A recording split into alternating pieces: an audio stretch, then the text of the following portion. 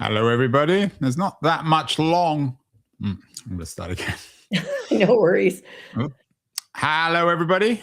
There's not a lot of time left for 2025, but we do have enough time for a best of books with my favorite book critic in America, the best read lady in the United States, if not in the world, Bethanne Patrick, the book critic of the Los Angeles Times and a living legend online, a frequent guest on our show. We're doing a best of. I asked her to choose 8 books, 8 nonfiction, 8 fiction, but 4 nonfiction, 4 fiction. But one of the themes, I think, of our conversation will be the blurring of the distinction between fiction and nonfiction. One of the books, actually, that Bethanne chose, we already dealt with in our June show, which was entitled We Get the Serial Killers and Heroes We Deserve. It's a nonfiction book. It's called Murderland, Crime and Bloodlust in the Time of Serial Killers, but it very much reads as fiction. It's by Caroline Fraser. Bethanne, what's so great about Murderland? Murderland is a very interesting examination of a time in the 1970s when there were a lot of serial killers on the loose in the United States, particularly in the Pacific Northwest. And, we can think of course, of one of the most famous, Ted Bundy. We can also think of another famous, unfortunately one, Charles Manson. And what's interesting about Murderland is that Fraser goes into not just the geography, topography, anthropology of the places, but she also dives deep into something she thinks caused the spate of serial killings, and that's toxins in the air people were breathing. And this is very specific. And there is some evidence for this. This is not something she's making up out of whole cloth.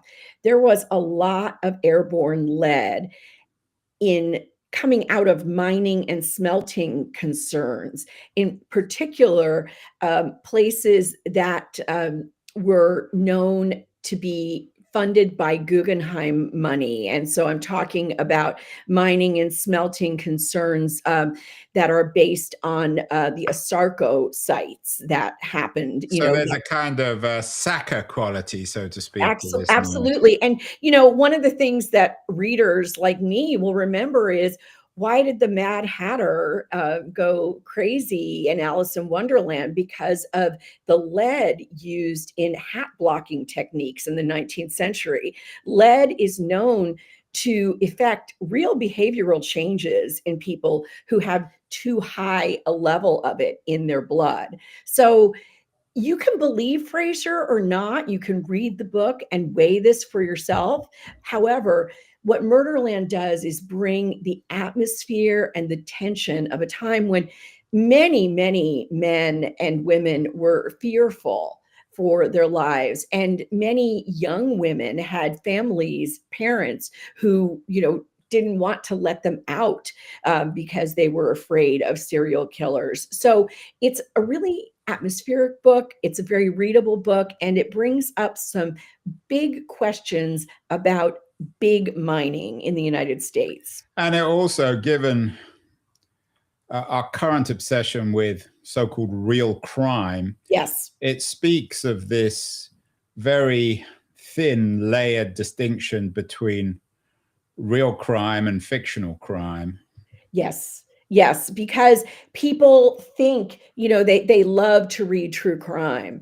They, some of us believe as if there's something called, Bethanne, untrue crime. Right, exactly. And many people will trace that back to Truman Capote's In Cold Blood, of course. And many people say reading true crime, is so educational, so enlightening, but Fraser shows that some of it is just plain awful. It's awful to read about this. It's awful to think about people having so much toxicity in the air that we breathe because of pollutants, that their minds are being affected. That's frightening. I am not in any way being an apologist for serial killers. What I am saying, however, is that I think Fraser does a great job of twining together, as you said, Andrew, what really happened and the way it kind of blows up in our minds. And we still, watch murder shows, as we call them, and true crime shows. And what's the one, Mindhunter? That's about, an FBI agent, trying to learn more about the psychology of a serial killer.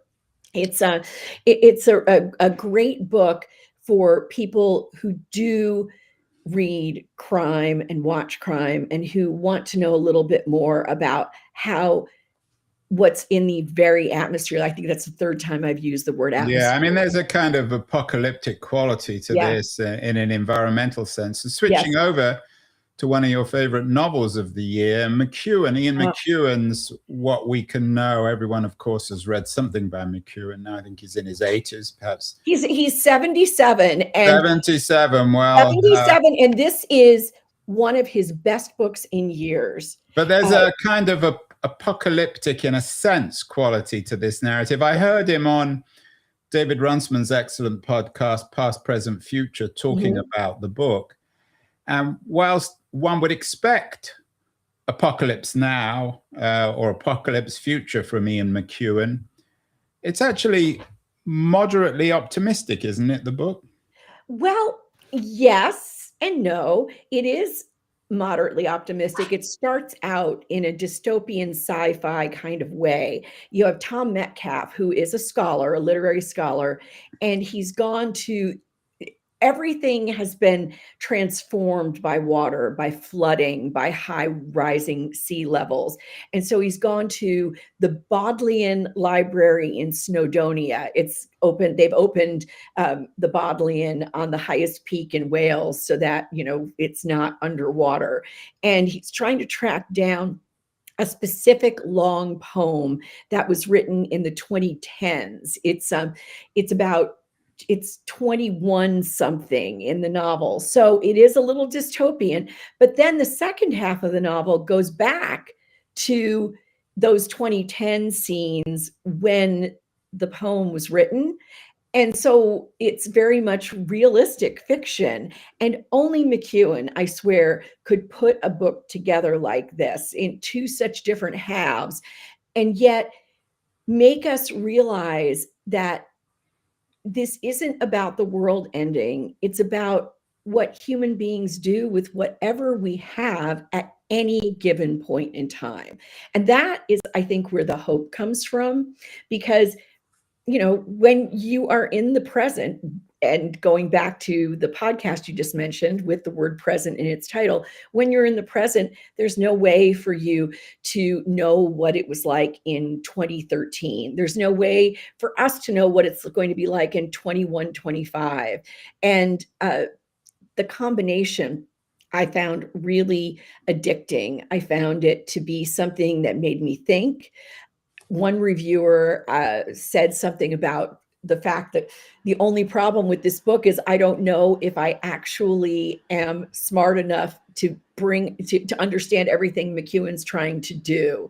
And that, I think, is probably the only thing wrong with this book. It is so rich with the only thing wrong then is what we bring. The New York Times loved it, talking about a scholarly quest amidst the ruins of civilization. In a sense, McEwan leaves civilization.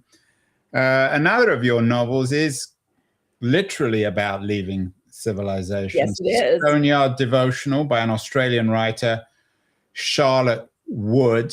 Again, the blurring of fiction and or nonfiction and fantasy. We can all imagine leaving this world, given all its problems. Well, this one takes place in the actual world. We're in Australia, and the narrator, who is in her 60s, has decided to leave her long marriage and live permanently in a convent of contemplative nuns. Very small convent, not a whole lot of nuns, but they do have a lot of ties to the outside world. And this is where the going gets interesting, because at first, this narrator, who not only is leaving behind her marriage and family, but also is an atheist. Okay, we're not talking about a devout Roman Catholic going to live in a convent.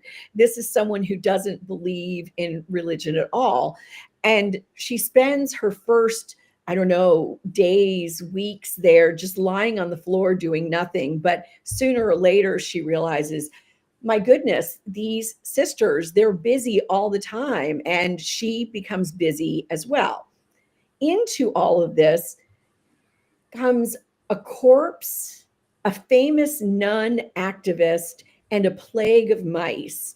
And I don't know how to explain how interesting this makes this book. It sounds so odd, but it is really a book about beating back despair as humans. And so I highly recommend it. It was on and it comes back, coming back to the McEwen book, Yep. which is in a way about human agency and how we can improve the world.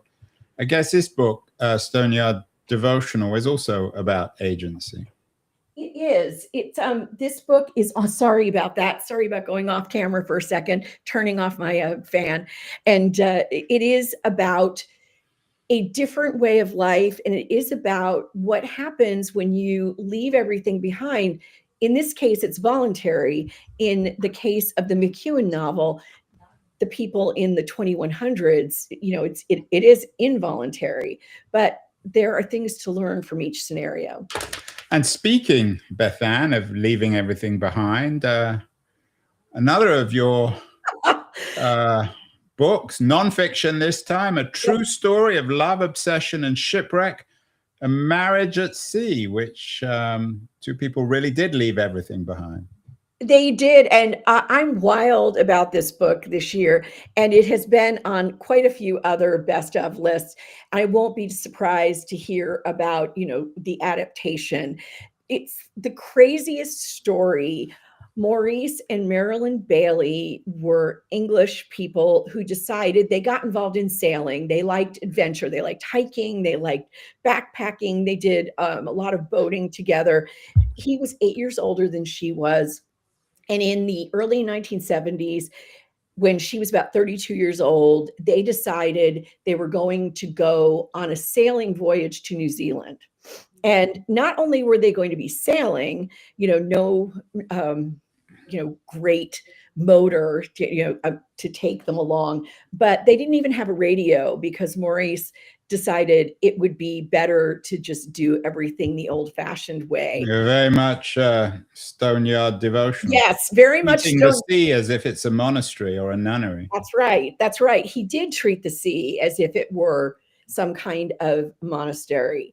And this is what you'll see. So what happens is they've gotten so far, and I'm not recalling exactly where this happened right now, but they're on their way when a 40-foot whale who had probably been injured by some kind of fishing boat capsized their small sailing boat. And so they were left with a dinghy and an inflatable life raft. That was all they had. And 118 days later, they were rescued by a South Korean fishing vessel. But the story, and here's what's amazing about this book, Andrew. It's been told. Okay, their story was told. They wrote a memoir, or Marilyn did, I believe. They were feted all over the globe. I believe there was a documentary made about their trip, but then people forgot all about it. Elmhurst not only has picked up this story, but she's fleshed it out and made it really human. So Marilyn's version was kind of cut and dried, and then we. Speaking of a voyage at sea, cut and dried, I couldn't excuse that one. Couldn't resist that one. That's right. When you read this, you'll think, what do I want to read about a shipwreck for? It just sounds so terrible, but it's absolutely fascinating. And when you see how resourceful Marilyn is, Maurice, or Morris, he may have said, is very depressive. Morris is constantly thinking about double suicide. He's constantly saying, let's give up. The ideal partner for a long sea trip, right? Yeah, right. The Not boat. the ideal partner at all. I'm joking. Yeah, I know, not no, the I kind of know you person are. you want to But be I mean, stuck with on a tiny boat sailing to New Zealand. just terrible. Can you imagine? Meanwhile, she is figuring out how they can eat congealed turtle blood and raw sea turtle and booby flesh. She figures out how they can capture flying fish that leap onto, the boat. She is designing dresses in her little notebook. She even made a deck of playing cards out of some, little pieces of paper. Did she cheer him up? She did. She cheered him up. I don't know if she cheered him up to her level, but she got him through. And I this hope is she charged him as a therapist. The subtitle of the book, Bethanne, is A True Story of Love, Deception, and Shipwreck. I'm always, obsession. whenever Obsession. anyone, a true story of love, obsession, not deception, and shipwreck. That was a Freudian error. I wonder, whenever I see the subtitle A True Story, it always occurs to me it's why people would say that. And often it's made up. There was a story of a couple, another English couple who went walking in England, and Yes. I can't remember what was the name of Salt Path. Salt Path, and then it was found that half of it was made up, or they weren't telling their true story. Is this really a true story? This is really a true story, and this is a documented true story. It's documented not only in all of the painstaking notes and diaries that Maryland kept,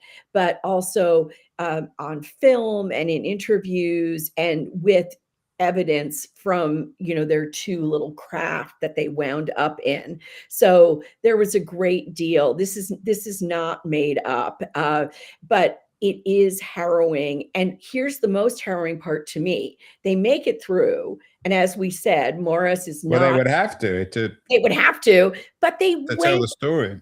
They went on another sea voyage. Oh my God. They actually, and the funniest part of that to me, if it can be said to be funny, is that the people they went on that voyage with found them so annoying they considered throwing them overboard, in a cheeky way. But I imagine that Marilyn and Morris were not the most fun. Well, she sounds in a way maybe as equally as annoying as him. She's positive and innovative to an extreme, and he's reclusive and miserable to an extreme. They probably deserve each other. It's true, but it's great reading. I can't. Yeah, it sounds like a great book. I haven't read it. And of course, again, it's this blurring of what we know about the world and what we don't know, and whether the world is knowable.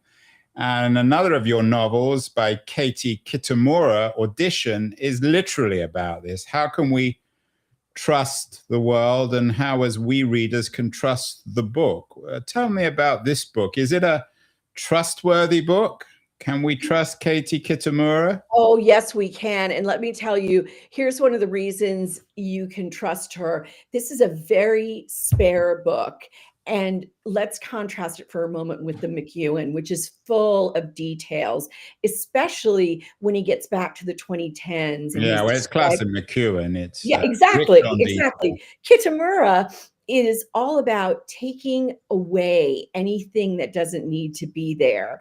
And so reading this book, which is about a stage actor and her family, the experience of reading it feels like the experience of an audition for the lively arts. So anyone who's ever auditioned for a role on the stage, in a theater production, in a musical, for an orchestra, etc., will know that feeling of balancing on the edge of something very sharp. And it is a very sharp book. It is also in two halves, like McEwan. Yeah, but it's I mean, the New York Times asks about the book, or about one of the characters in the book. Is he a stranger, her son, her lover, or all three? In other words, we're not quite sure. No, we're not quite sure. We do essentially find out what's going on in the second. Well, don't give away the end. But no spoilers. We don't. It's not precisely a conclusion. It's an alternate version, and that's not a spoiler either. But there is a lot that's not said. There's a lot that's allowed to be assumed. There is a lot that each character has to learn about the other characters. And when I say characters, there's the woman, the actor, there is this much younger man. And then in the second half, there is also her longtime husband. And what his relationship is to this young man becomes part of the second half of the book. So it's a multi-layered performance piece. Who's being auditioned? At first, it seems like it must be this young man. This woman is auditioning him for a role, or she's auditioning him to find out if he really is her son. But bit by bit, it becomes much less about the static identities of these three people, and much more. It becomes almost Pinteresque, almost a Harold Pinter sort of. I mean, there's a detective quality about it. And of course, all good books introduce and reintroduce us to stuff that people, themes, histories that we already thought we knew, but we don't.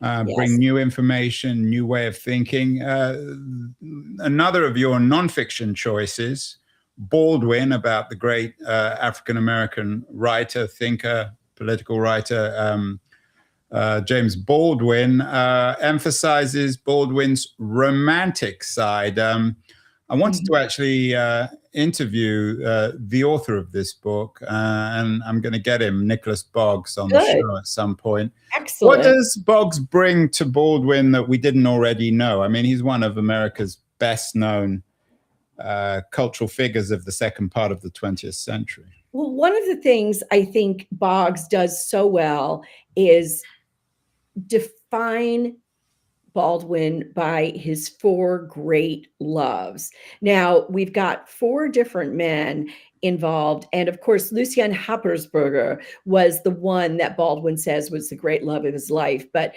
we've got, Delaney, Happersberger, Cesar, and Kazak. And in Boggs's eyes, these are all love interests. These are all love interests. James Each Baldwin. of these men, who were all from different countries and cultures, nurtured a different side of Baldwin. Baldwin the artist, Baldwin the activist, Baldwin the creative, and so on. Baldwin the son. Baldwin, that's right, Baldwin the son. And one of the things about Baldwin, I think, that is so important is he brought both race and sexual orientation into places where it had never been discussed before, because of his fame, because of his love of the limelight and his comfort in that limelight, and also because of his activism. He got in front of people who never would have uttered, the word homosexuality or the word, African American before. And he said, he really wanted, one of the things Baldwin wanted was to get quote unquote white Americans, or as he said, people who think they are white, to stop posing, to really understand that they have to learn to love, and in learning to love, give up this notion of whiteness. And so there's a lot in James Baldwin that we still haven't reckoned with. And I was very surprised, Andrew, not to see this book on more. Well, it was on a lot of the lists. A Time top 10 book, an Atlantic top 10 book, a New York Times. Not as many as I thought. It was really interesting looking. Well, talking about whiteness, I take his point on convincing white people that they're not about whiteness. Did he think of himself in terms of blackness? How did he self-identify? That I think is such a great question, because I think, and not being a person of color myself, I don't know if I could answer that. Well, but what's the book? I'm not asking you. No. I know that. But I don't even think Boggs would take that on. But I think.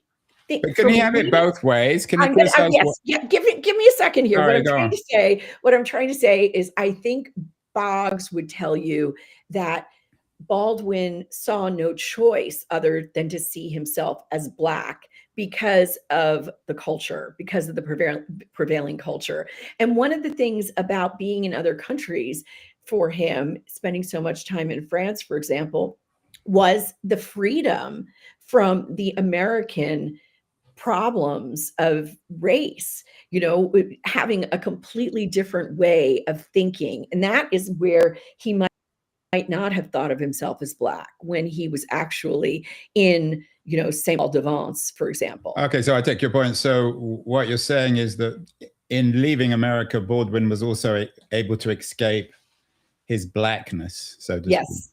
Yes, he escaped the Blackness that society put on him, as opposed to his own sense of being a Black man. Of course, he was extremely proud of being Black. He never he wasn't going to try to pass, and he wasn't going to try to, write. Well, it would be difficult for James Baldwin to. No, I know that, but still.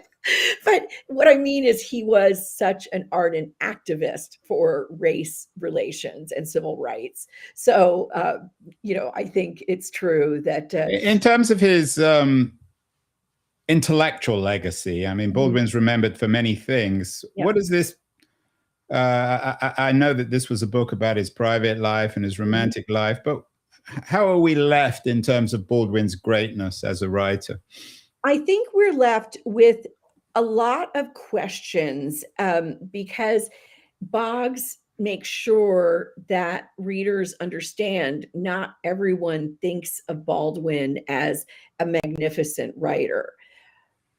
But for me, and I think for Boggs as well, Baldwin will always be an incredible writer because he was an incredible thinker. Was he the same kind of stylist that another one of his contemporaries was?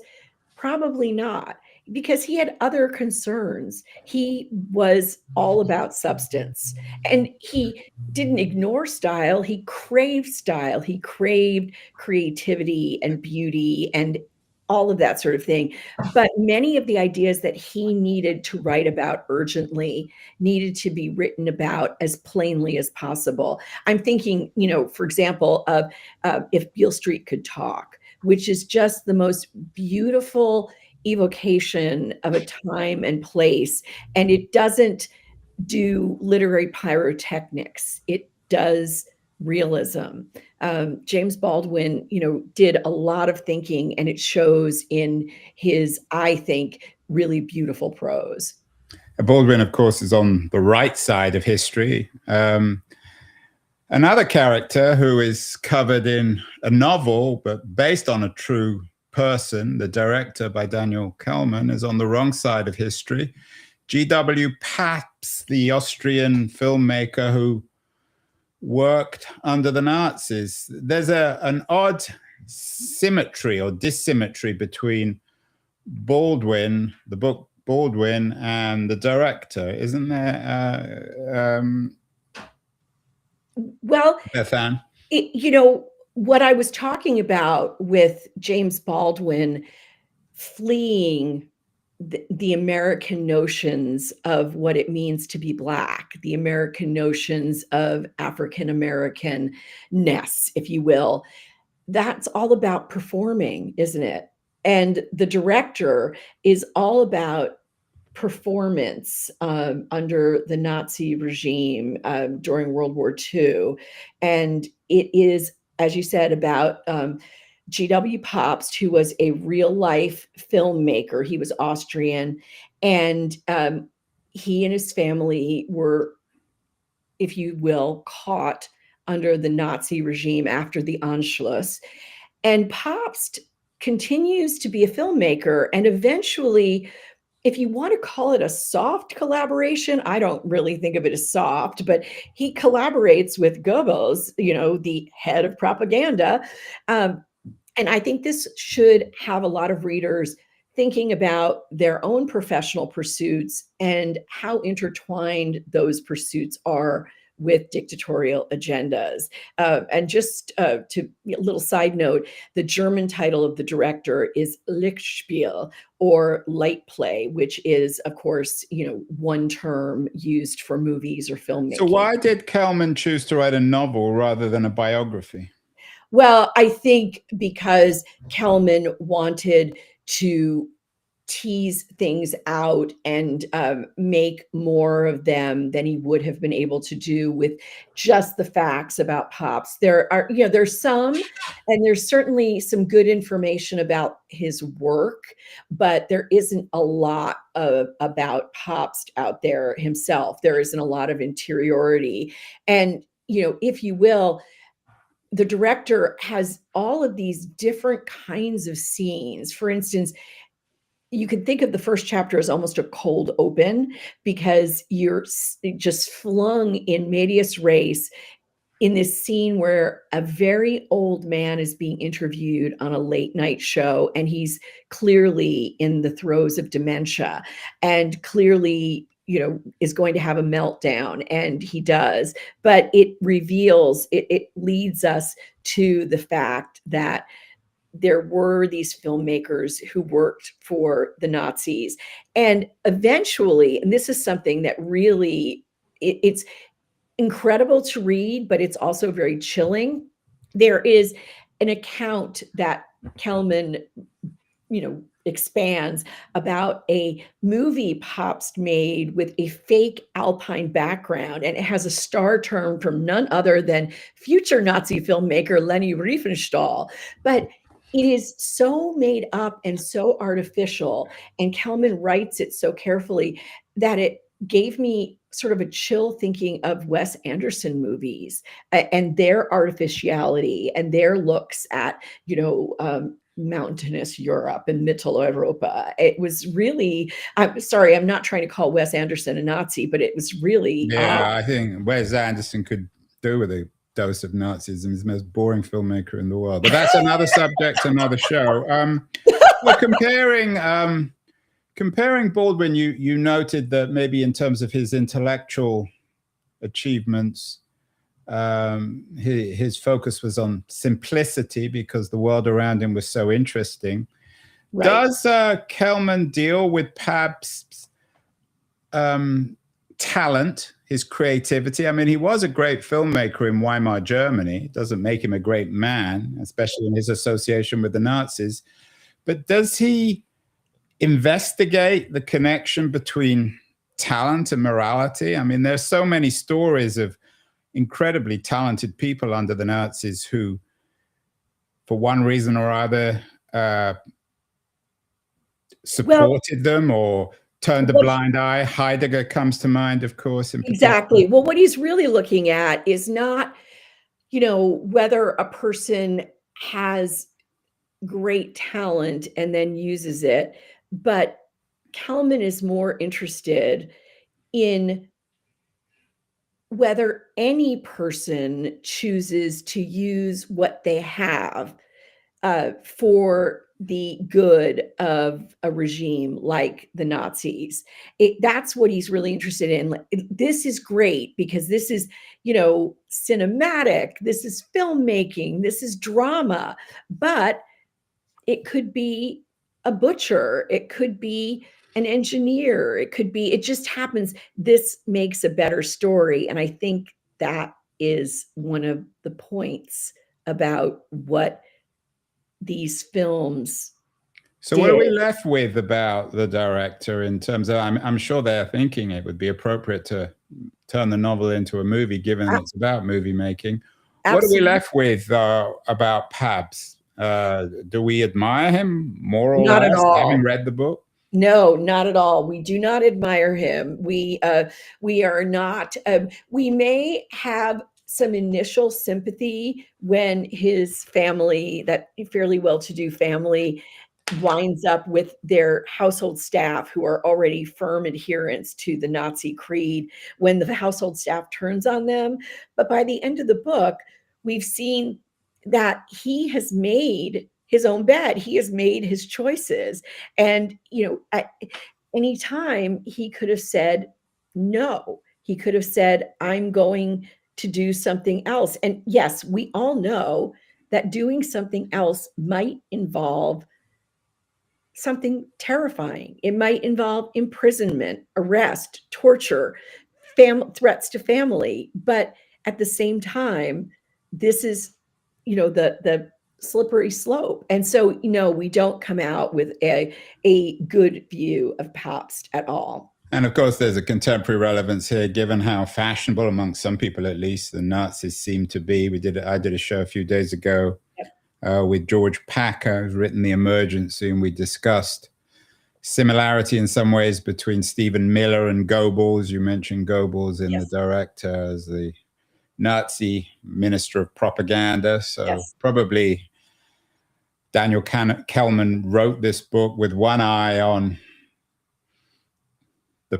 the present, as all great novelists do. Finally, we've talked a lot about people. We haven't talked about things. And your final book is about a thing. I mean, it's about people as well, but it's about a church. Mother Emanuel, a nonfiction book by Kevin Sachs, 2 centuries of race, resistance, and forgiveness in one Charleston church. It's about the Mother Emanuel Church in Charleston, South Carolina, right? Yes. And this is, the oldest African-American congregation in the United States. So this is a really important congregation historically, as well as community-wise.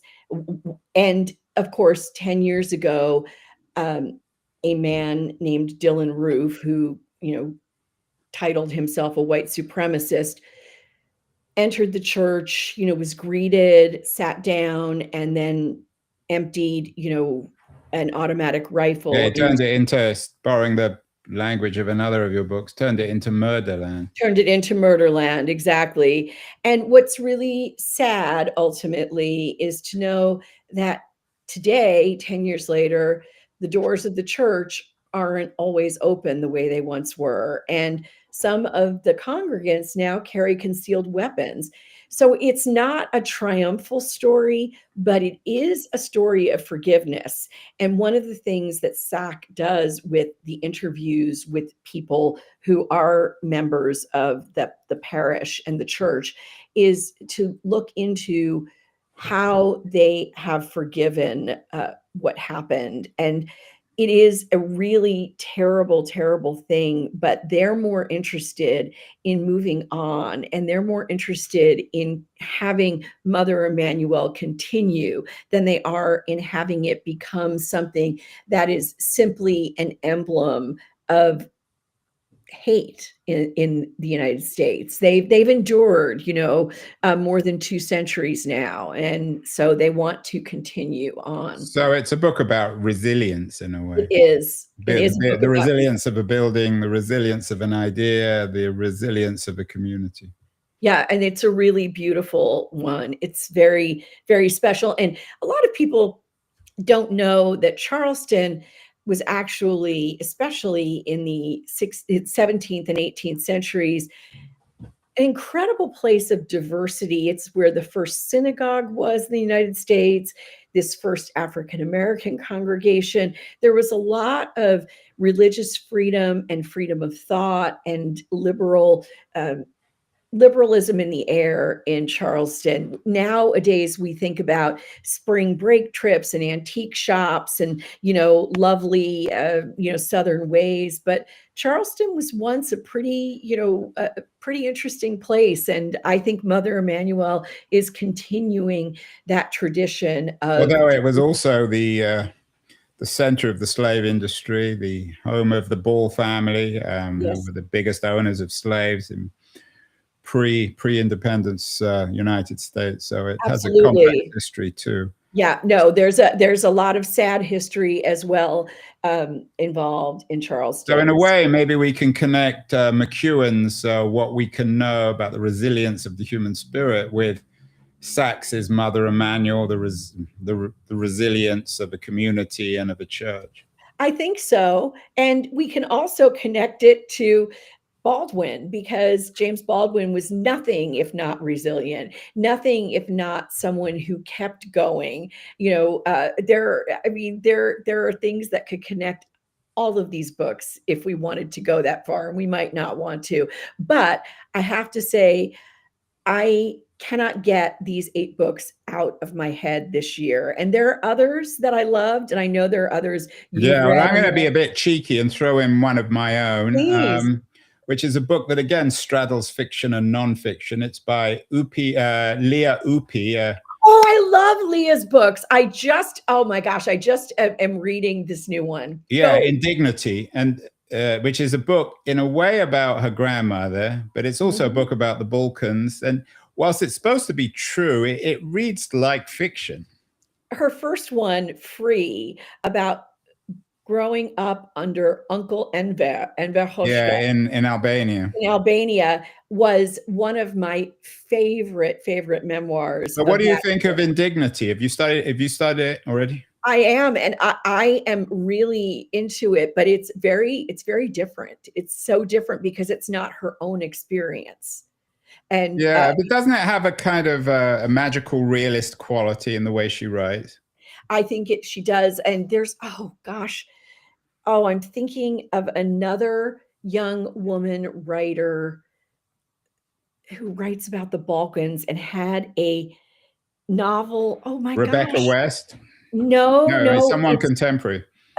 Someone contemporary. It's the tigers, the tiger. There's a central tiger figure, a sort of mythical, real. But anyway, I think there's some very interesting writing. And I borrowed a line from Bob Dylan: "Dignity has never been photographed," to describe this book, Indignity. So I particularly enjoyed it because it's about a life reimagined, but there is, if not a fictional quality, certainly a speculative quality. Yes. I'm going to come to your favorite book of the year. I always nail you on this one. Probably an unfair question, Bethanne. But before we get there, what kind of year has it been for you and for the book industry? You continue to do your excellent work for the LA Times. A couple of years ago, you had your own memoir, Life Be, about your own depression. Have you had a good year, and has it been a good year for the book business? Let me put those separately and then see what I can put together. I've had an amazing year, a completely unexpected year in which my husband decided to retire a bit early, and we have moved from one state to another to a completely new house and new community, and that's all good. And one of our daughters had a wedding, and that was also congratulations. Wonderful. Excellent. Thank you. It was really joyous. So that's my life. The book industry is having a really tough time. And part of the really tough time it's having, for instance, I just saw a story yesterday or today about the units sold of the Olivia Nuzzi book, and it's just not selling the way. But I can't say I feel particularly sorry either for her or her publisher. No. But here's the thing. Feel sorry not for Olivia Nuzzi. I'm sure she got a very, very juicy advance on that. Exactly, but maybe for the booksellers, it's just not flying off the shelves the way a book often does. And I think the idea of reading as a leisure activity, let alone as an intellectual activity, is falling on hard times right now. And Andrew, one thing I'll say, I mean, that's been a narrative for but the last quarter century at least.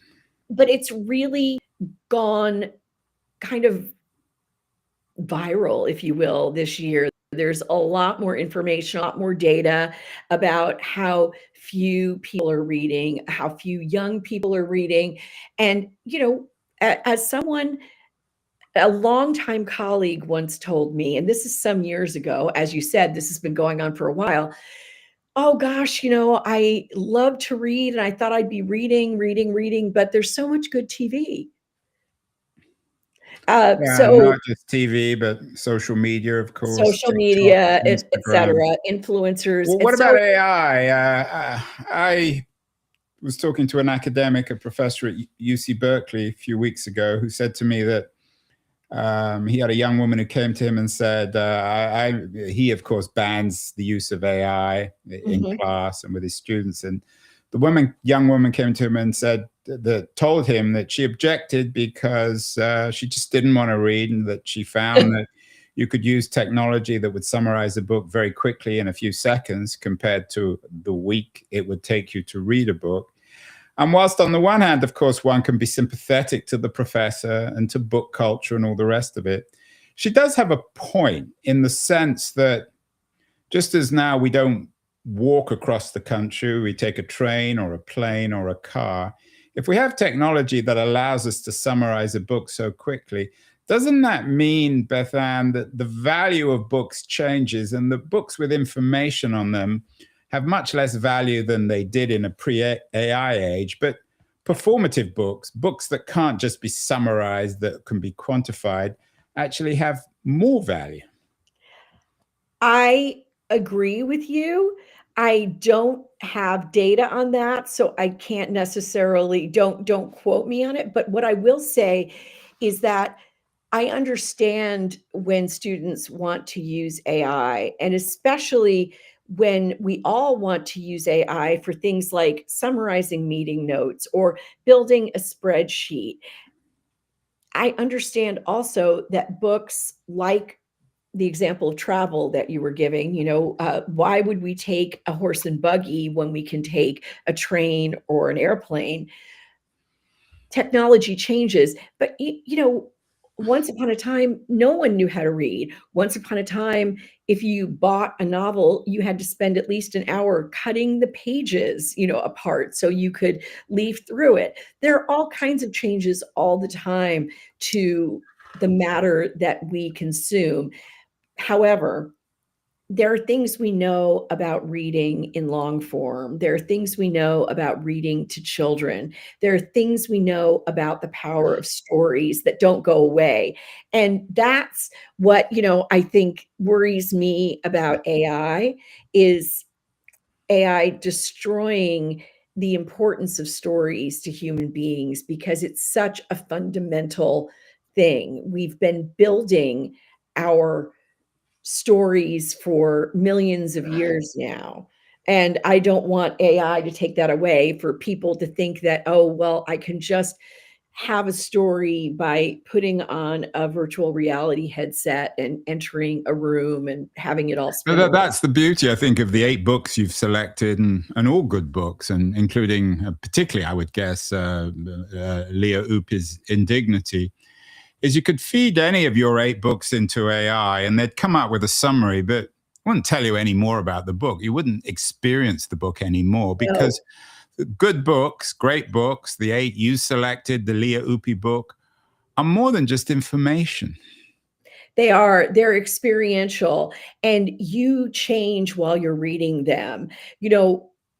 One thing I have never done, and this is the product of, not owning a lot of books as a young person. I don't make a lot of marginalia in my books, because I was always afraid of ruining them, and I didn't have, very many on my shelf. Of course, I know people, colleagues, friends, fellow grad students, etc., whose books are just written all over. Mine And, are definitely in there. and here's the beauty of that. I wish I did it more. I'm learning late in life to say it's okay. However, the beauty of that is it shows you the interactive nature of reading. You don't have to be on a screen to be interactive. You can, put exclamation points next to something. You can say, I don't agree with this at all. You can say, what was he thinking? And it's just reading. Yeah, we imprint ourselves on the book in the same way as Charlotte Wood's heroine imprinted herself on the nunnery, or we do. The characters at sea imprinted themselves on the sea. So you're absolutely right. Books may not be in the best of shape, but they're not going to die. Finally, I have to ask you, Bethanne, I always do at the end of these summaries, a book of the year for you, maybe one that somehow straddles fact and fiction. The one I would choose from this list would have to be The Director by Daniel Kellman. It is just so varied and various, and it does make more out of Pop's life than there was. And the beauty of that is we can take something that isn't wonderful and we can learn from it in a book. We can take something, and an author's art and creativity can make us see something that we should not learn, because everyone's going to see something different, but we can figure out what we need to learn from it. Yeah, and the light in, for people watching, the light in your study gives you an expressionist feel. Maybe you're appearing in a Pabst expressionist Weimar film. Oh my gosh, there we go. But this has been a wonderful discussion. Well, wonderful to have you. You're always so generous with your time and your immense reading. Bethanne, a happy, healthy new year. And we will talk again in 2026, because whatever one says about the health of the book business, there will be many new books in 2026. I'm reading them already, I promise.